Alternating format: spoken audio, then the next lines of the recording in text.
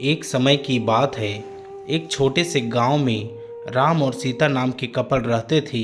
उनका एक अर्जुन नाम का बेटा था, जिसकी शादी रिया नाम की लड़की से हुई थी। राम और सीता कड़ी मेहनत करते थे और अपने बुढ़ापे के लिए पैसे बचाते थे।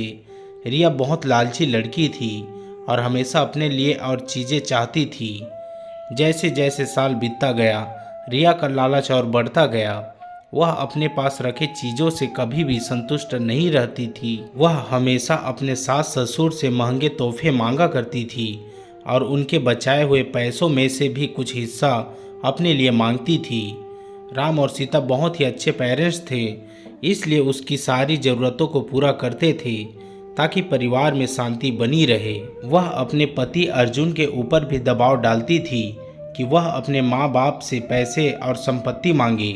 वह बहुत ज़्यादा संपत्ति इकट्ठा करना चाहती थी, बिना किसी मेहनत के। एक दिन राम और सीता ने यह फैसला लिया कि वह रिया को सबक सिखाएंगे।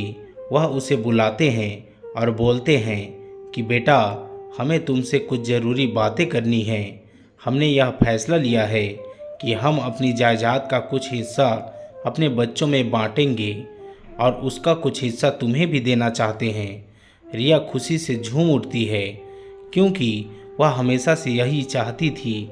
लेकिन राम और सीता के मन में कुछ और ही चल रहा था। उन्होंने एक पत्थर से भरा हुआ बैग उसे दे दिया और बोला, बेटी, यह तुम्हारे हिस्से की संपत्ति है। रिया उस बैग को देखकर गुस्सा हो गई। उसने उस पत्थर से भरे हुए बैग को जमीन पर फेंका और जोर से चिल्लाते हुए बोली कि मेरी मजाक उड़ाने की तुम्हारी हिम्मत कैसे हुई? मुझे पैसे चाहिए, ये पत्थर नहीं। राम और सीता ने शांत तरीके से उसे समझाया और बोले, रिया, सच्ची संपत्ति सिर्फ पैसे और चीज़ों के बारे में नहीं है।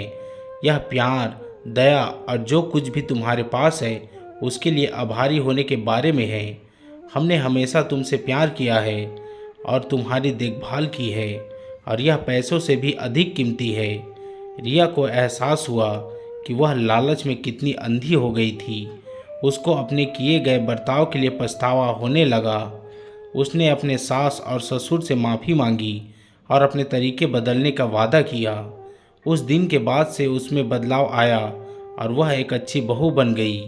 रिया के बदलाव की बात पूरे गांव में फैल गई और सभी ने एक बेहतर इंसान बनने के लिए उसकी प्रशंसा की। रिया अपने परिवार का ख्याल रखते हुए और उनके बीच मिले प्यार के लिए आभारी होकर हमेशा खुश रहने लगी। सच्चा धन प्यार, दया और जो तुम्हारे पास है उसके लिए आभारी होने से आता है, न कि हमेशा और अधिक चीज़ों की चाह रखने से।